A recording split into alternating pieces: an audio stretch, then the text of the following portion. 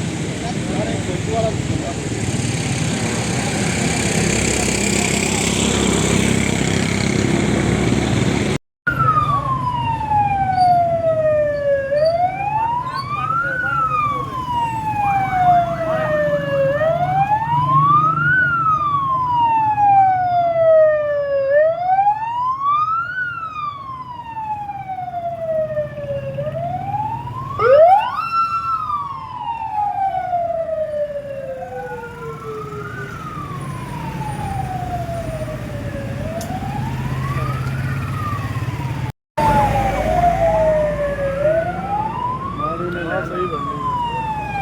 ਤੁਸੀਂ ਇਹਲਾ ਫੇਲ ਹੀ ਨਾ